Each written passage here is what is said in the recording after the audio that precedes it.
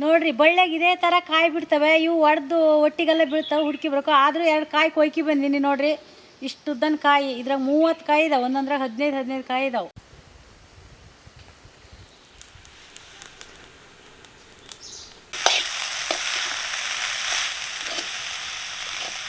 ನಮಸ್ಕಾರ ಸ್ನೇಹಿತರೆ, ಲಕ್ಷ್ಮೀ ವಿಲೇಜ್ ಕುಕ್ಕಿಂಗಿಗೆ ಸ್ವಾಗತ. ನಾನು ಇವತ್ತು ಮಲೆನಾಡು ಸ್ಪೆಷಲ್ ಒಂದು ಪಲ್ಯ ಮಾಡೋಕ್ಕಾಗಿ ಬಂದಿದ್ದೀನಿ. ಇದೇ ಗಣಪೆಕಾಯಿ ಪಲ್ಯ. ಇದನ್ನು ಹುಡುಕ್ಬೇಕು. ಇದು ಬಳ್ಳಿಯಿಂದ ಬಿಡ್ತೈತಿ ಕಾಡಲ್ಲಿ. ಅದನ್ನ ಈಗ ಹುಡುಕಿ ಆದ್ಕೊಂಡು ಪಲ್ಯ ಮಾಡೋದು ಹೇಗೆ ಅಂತ ತೋರಿಸ್ಕೊಡ್ತೀನಿ. ಅದಕ್ಕೂ ಮೊದಲೇ ಹುಡುಕಿ ಬರ್ಬೇಕು ಕಾಯ.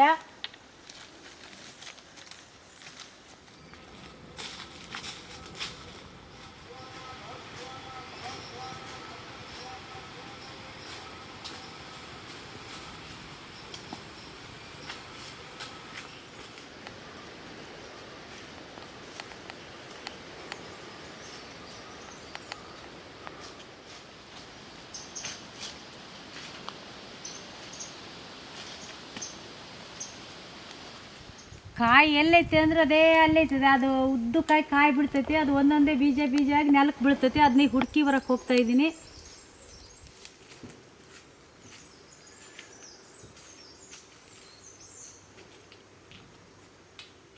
ನೋಡಿ, ಇಲ್ಲಿ ಹೊಟ್ಟೆಗೆ ಬಿದ್ದಾವೆ. ಹಿಂಗೆ ಆಯ್ಬೇಕು ಹುಡುಕಿ. ಇದೇ ಥರ ಬೀಜ ನೋಡ್ರಿ, ಓಡಿದಾವೆ. ಬಿಡ್ಸ್ ಪಲ್ಯ ಮಾಡ್ಬೇಕು. ಇದೇ ನೋಡ್ರಿ ಗಣಪೆಕಾಯಿ. ಈ ಹೊಟ್ಟೆಗೆಲ್ಲ ಸಿಕ್ಕಾಪಟ್ಟೆ ಬಿದ್ದೈತಿ. ಇದನ್ನ ಹುಡುಕಿ ಆಯ್ಬೇಕು. ಬರ್ರಿ ಆತ್ಕೊಂಡು ಪಲ್ಯ ಮಾಡೋದು ಹೇಗೆ ಅಂತ ಮನೆಗೆ ಹೋದ್ಮೇಲೆ ತೋರಿಸ್ಕೊಡ್ತೀವಿ.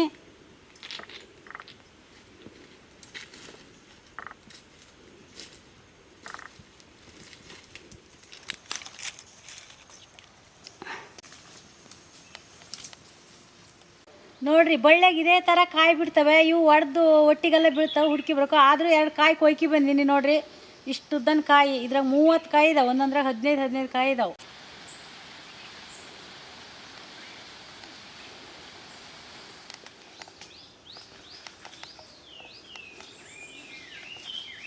ಈ ಥರ ಗುರ್ಗಿ ಹೊಟ್ಟೆಗೆಲ್ಲ ಹುಡುಕ್ಬೇಕು. ಎಲ್ಲ ಬಿದ್ದಾವೆ, ಕಾಣಿಸೋದೇ ಇಲ್ಲ ದರ್ಶನೆಗೆ.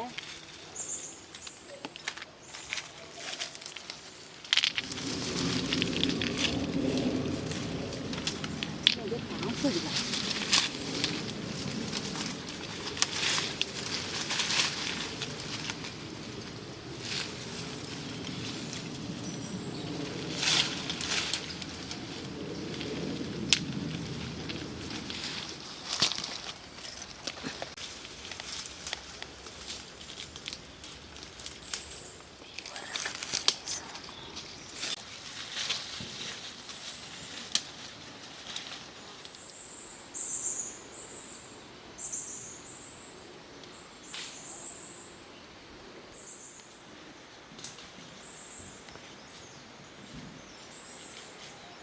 ನೋಡಿ, ಇಷ್ಟು ಕಾಯಿ ಸಿಕ್ಕ್ಯಾವ.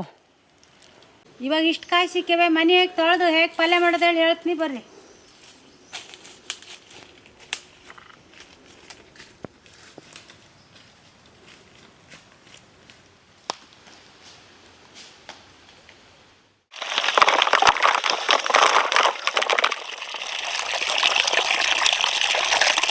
ನೋಡ್ರಿ, ಈ ಥರ ತೊಳ್ಕೊಂಡು ಒಡ್ಕೋಬೇಕು.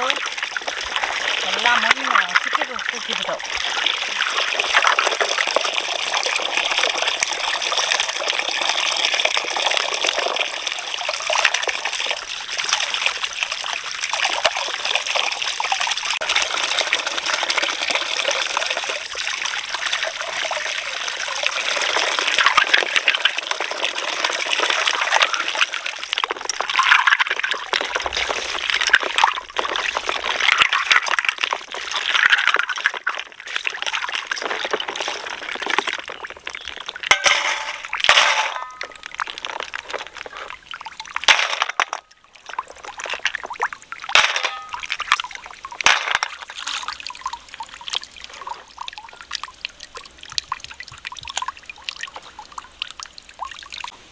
ಇದು ಓಡ್ ಬಿಡ್ಸೋದು ಸ್ವಲ್ಪ ಕಷ್ಟನ, ಒಳಗೆ ತಂಗೈತಿ. ಬೆಂಕಿಗೆ ಸ್ವಲ್ಪ ಬಿಸಿ ಮಾಡ್ಕೊಂಡ್ರೆ ತಂಗು ಬಿಡ್ತವೆ. ಸ್ವಲ್ಪ ಬಿಸಿ ಮಾಡ್ಕೊಂಡ್ರೆ ಸಾಕು, ಓಡು ಕಾಯೋ ಅಷ್ಟು.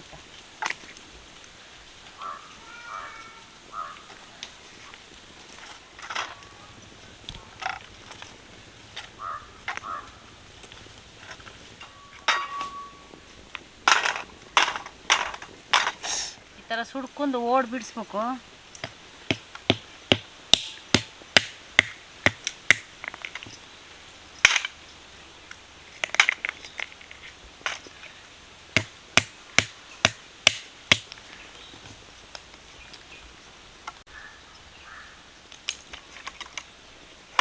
ಇದೇ ಥರ ಪೀಸ್ ಇರುತ್ತೆ, ಒಡ್ಕೊಂಡು ಬೇಯಿಸ್ಬೇಕು.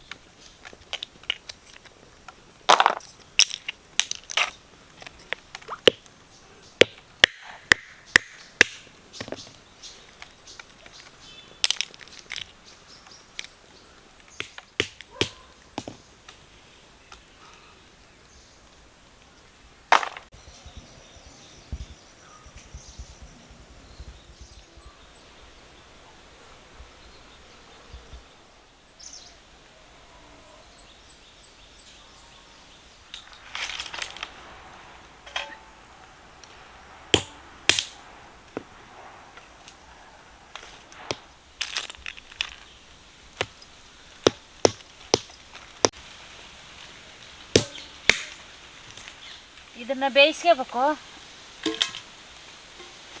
ಈಗ ನೀರು ಬಿಸಿ ಮಾಡಕ್ಕೆ ಇಟ್ಟಿನಿ. ಬಿಡಿಸಿದ ಗಣಪೆಕಾಯಿ ಇಟ್ಟು ಹಾಕ್ಬೇಕು. ಹಾಕಿ ಫುಲ್ ಬೇಯಿಸ್ಬೇಕು.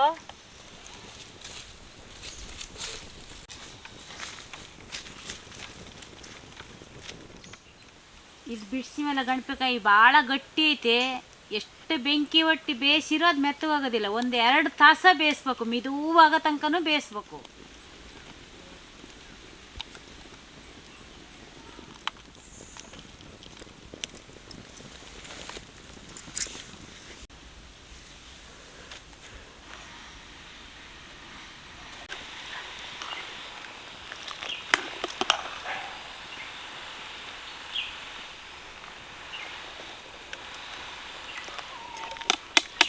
ಇದು ದೊಡ್ಡ ದೊಡ್ಡ ಪೀಸೆಲ್ಲ ಸಣ್ಣಕ್ಕೆ ಹೆಚ್ಚಿ ಒಲಿಗಿಡ್ಬೇಕು. ಮತ್ತು ಬೇಯಿಸೋಕ್ಕೆ ನೀರು ಚೇಂಜ್ ಮಾಡ್ತೀನಿ. ಈ ನೀರ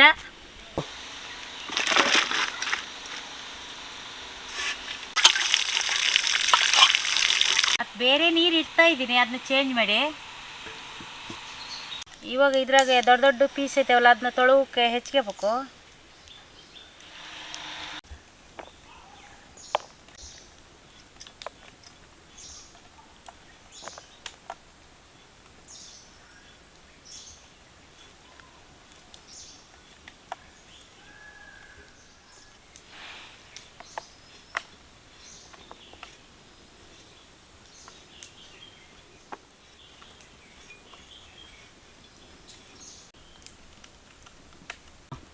ಬೇಯಿಸ್ಕೊಂಡು ಈ ಥರ ಸಣ್ಣ ಹೆಚ್ಚಿ ಮತ್ತೆ ಬೇಯಿಸ್ಬೇಕು. ಕೈ ಎಲ್ಲ ಹೋಗ್ತೈತೆ.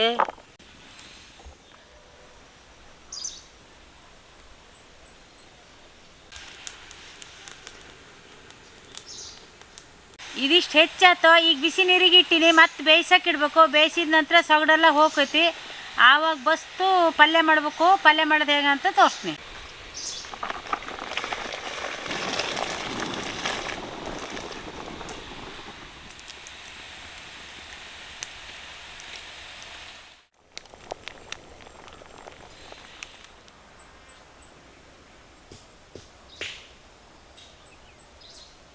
ಇದು ಬೆಂದಾತು, ಇಳಿಸ್ನೆ.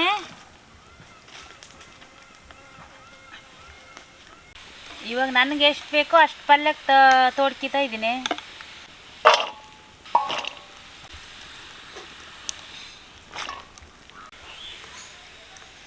ಗಣಪೆಕಾಯಿ ಎಲ್ಲ ಬೆಂದಾತು. ಈಗ ಮಸಾಲೆ ಮಾಡ್ಕೋಬೇಕು. ಎಣ್ಣೆ, ಸಾಸಿವೆ, ಬೆಳ್ಳುಳ್ಳಿ,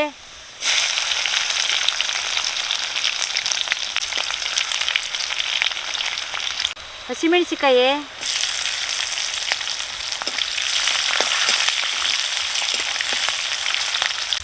ಕರಿಬೇವಿನ ಸೊಪ್ಪು,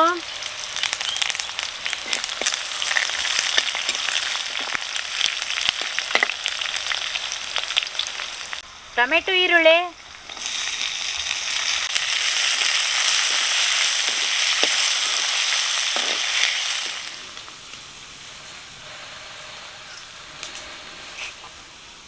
ರುಚಿಗೆ ತಕ್ಕಷ್ಟು ಪುಡಿ ಉಪ್ಪು, ಅರಿಶಿನ ಪುಡಿ,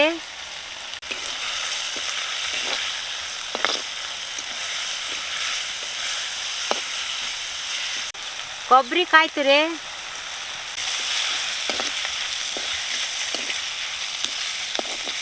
ಖಾರದ ಪುಡಿ,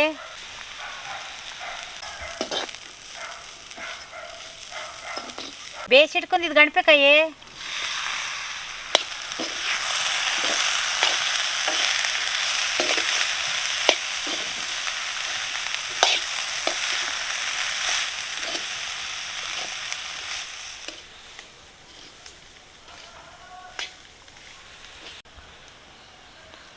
ಪಲ್ಯ ಬೆಂತು ಟೇಸ್ಟ್ ನೋಡೋಣ ಬರ್ರಿ.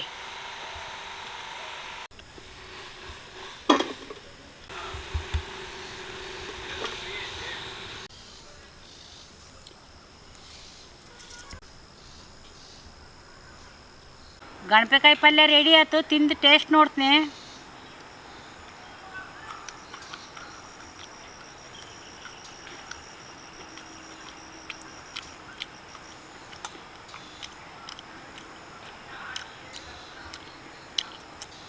ಗಣಪೆಕಾಯಿ ಪಲ್ಯ ಸಖತ್ತಾಗೈತಿ.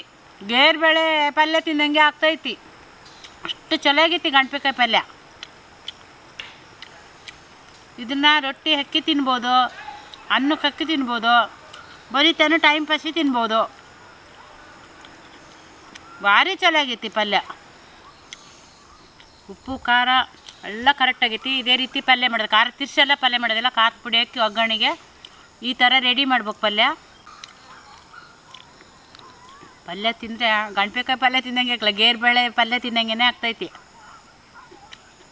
ನೀವು ಯಾವಾಗಾರು ಈ ಥರ ಪಲ್ಯ ತಿಂದಿದ್ದರೆ ಕಮೆಂಟ್ ಮಾಡಿರಿ. ಹಾಗೆಯೇ ನನ್ನ ಚಾನಲಿಗೆ ಲೈಕು, ಶೇರು, ಕಮೆಂಟ್ ಮಾಡಿರಿ, ಸಬ್ಸ್ಕ್ರೈಬ್ ಆಗಿರಿ, ಬೆಲ್ ಬಟನ್ ಹೊಡಿರಿ. ಹಾಗೆಯೇ ಮುಂದಿನ ವಿಡಿಯೋದಲ್ಲಿ ಸಿಗ್ತೀನಿ.